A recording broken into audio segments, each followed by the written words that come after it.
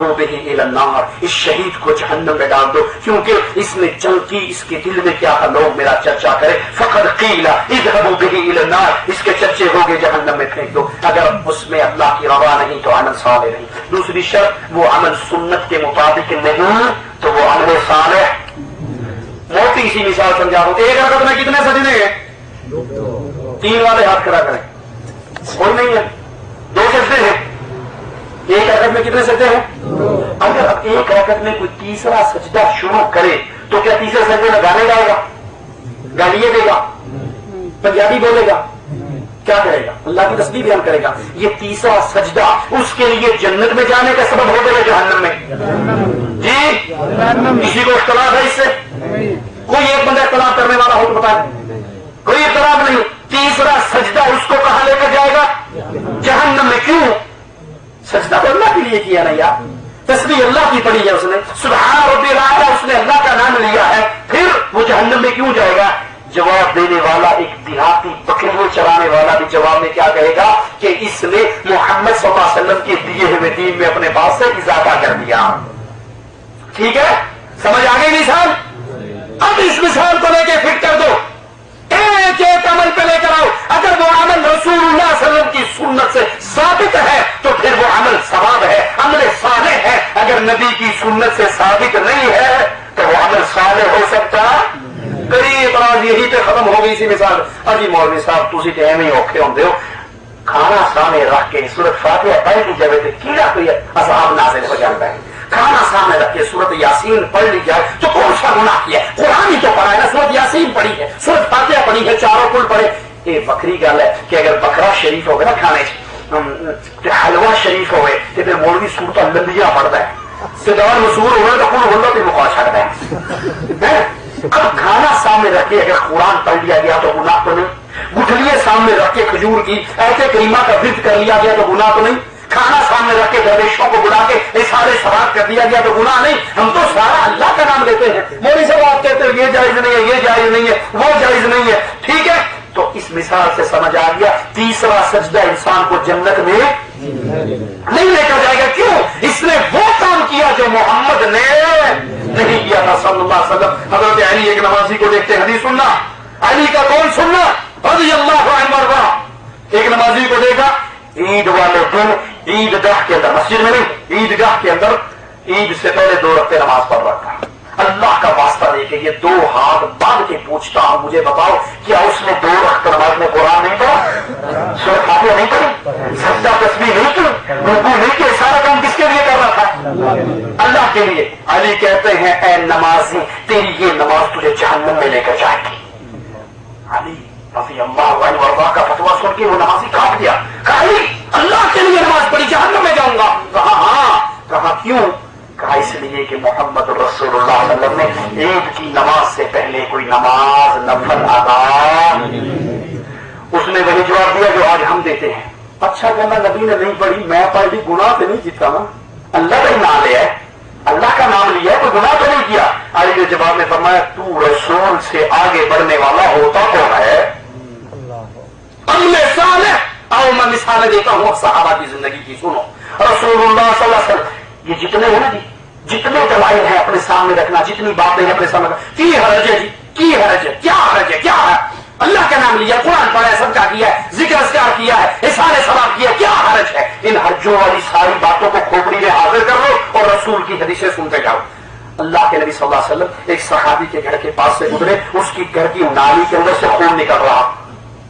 کس کے گھر کی نالی سے نکلا جی خون؟ کس کی؟ عام آدمی کی بات تو نہیں نا۔ پوچھتے ہیں ما ھذا الدم، یہ خون کیسا ہے؟ وہ صحابی کہتے ہیں یا رسول اللہ صلی اللہ علیہ وسلم آج میں نے قربانی عید الاضحیٰ کی جو قربانی ہم کرتے ہیں عید والے دن، کب کرتے ہیں؟ عید سے پہلے یا بعد میں؟ بعد میں۔ وہ کہتے ہیں اللہ کے نبی میں نے آج پہلے کر لی، اس نیت پہ، اس سوچ پہ کہ میرا قربانی کا گوشت ریڈی ہو، نماز پڑھ کے آؤں، فوراً غریبوں فقیروں یتیموں بیواؤں مسکینوں کے گھر میں میرا گوشت جائے، غریب کے پیٹ میں پہلا لقمہ میری قربانی کا جائے۔ اللہ کے لیے آپ سے پوچھتا ہوں نیت اچھی ہے یا بری؟ نیت بری تو نہیں، نیت آج کل کے للو پھٹو مولوی کی ہے یا محمد علیہ السلام کے شاگرد کی ہے؟ نبی کے صحابی کی ہے نا۔ अच्छी नीयत है, बुरी तो नहीं। मेरे नबी फरमाते हैं सहाबी तेरी कुर्बानी नहीं हुई, तेरी कुर्बानी नहीं हुई, अल्लाह ने कबूल नहीं की। ओ जी मोहन साहब हमें जो नमाज ही पढ़नी है, जिन्हें मर्जी पढ़ ली है, नमाज ही पढ़नी, सजदा ही देना नहीं, ये दीन मोहम्मद की गुलामी का नाम है। मर्जी इस पे चल सकती न मौलवी की मर्जी, न शेख की मर्जी, न मुर्शद की मर्जी, न इमाम की मर्जी। अरे या मोहम्मद के सहाबी की मर्जी भी दीन नहीं बन सकती अगर वो सुन्नत रसूलुल्लाह से टकरा रही हो। आपने फरमाया तेरी कुर्बानी नहीं हुई, कुर्बानी करनी है तो मेरे तरीके पे चल के नमाज के बाद से बात करना पड़ेगा। एक सहाबी अल्लाह के नबी के पास आते हैं, पूछते क्या हुआ तुझे? चंगा पड़ा था, अब इतना कमजोर हो गया, क्या हुआ? सुनना बड़ा। सहाबी का जवाब अल्लाह का वास्ता लेकर कहता हूँ, अपनी माँ की खोपड़ियों को कानों को खोल के सहाबी का जवाब सुनना। कहते या रसूलुल्लाह सल्लल्लाहु अलैहि वसल्लम, 1 साल गुजर गया है, मैंने कोई एक दिन भी अफ्तारी नहीं की, 1 साल पूरा रोजे रखे हैं, 1 साल की एक रात भी ऐसी नहीं गुजरी जिस रात में मैंने सोकर गुजारा हो। सारी सारी रात तहज्जुदें पढ़ता हूँ, सारा सारा दिन रोजे से रहता हूँ। क्यों? जहन्नम का डर है, कब्र का डर है, अभी जवान हूँ, ज्यादा अमल कर सकता हूँ, बुरा होकर ये काम नहीं कर सकता। क्या ख्याल है? सोच किसकी है? सहाबी की। अच्छी है या बुरी? खाना सामने रख के सूरत यासीन पढ़कर फिर कहने वालों हरज की है, रफ्ते कुरान पढ़े हैं, एवं हराम कह छड़ दे हो।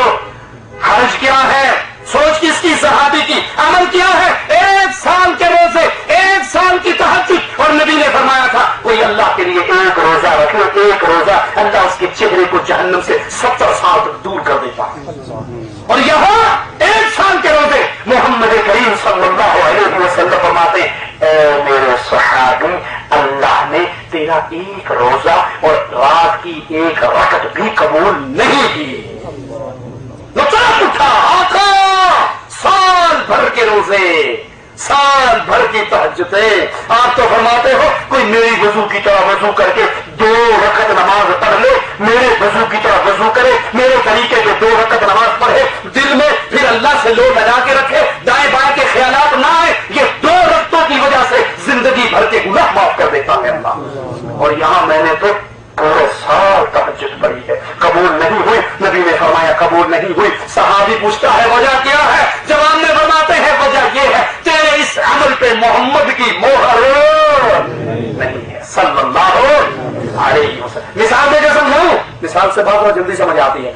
आपने सऊदी अरब में देखा है अक्सर जगह पे पेप्सी की मशीन लगी होती है, देखा है नहीं देखा? जैसान में लगी हुई ना पेप्सी की मशीन, रियाल पाउंड पे पेप्सी के बाहर आंधी नहीं आंधी? कभी रुपया भाव नहीं देखिए कैया ने जोर लाया रुपया डालो पेप्सी के मकीने में, रुपया पाकिस्तानी रुपया, हिंदी रुपया, बंगाली टका डालो, पेप्सी बाहर आती है? नहीं आती। क्यों? क्योंकि इस पेप्सी के मकीने में जो कंप्यूटर लगा हुआ है ना, वहां मलिक फहद की तस्वीर है या मलिक अब्दुल्ला की तस्वीर है। किसकी तस्वीर है? या बाबा फहद का रियाल कबूल करता है, ये बाबा अब्दुल्ला का रियाल कबूल करता है। उसे चाचा जीना पाओ तो चुप के बाल माता फड़े एडवाणी साहब पाओ फड़े नहीं कबूल करता इन हिंदी रुपए को। क्यों? क्योंकि आप सऊदी अरब में हैं। सऊदी अरब में हुकूमत किसकी है? मलिक अब्दुल्ला की। यहाँ मलिक अब्दुल्ला का सिक्का चलता है, जिस नोट पे मलिक अब्दुल्ला की तस्वीर उसका सिक्का होगा मस्जिद उसे कबूल करेगी। अरे क़यामत के दिन सिक्का चलेगा तो मोहम्मद रसूलुल्लाह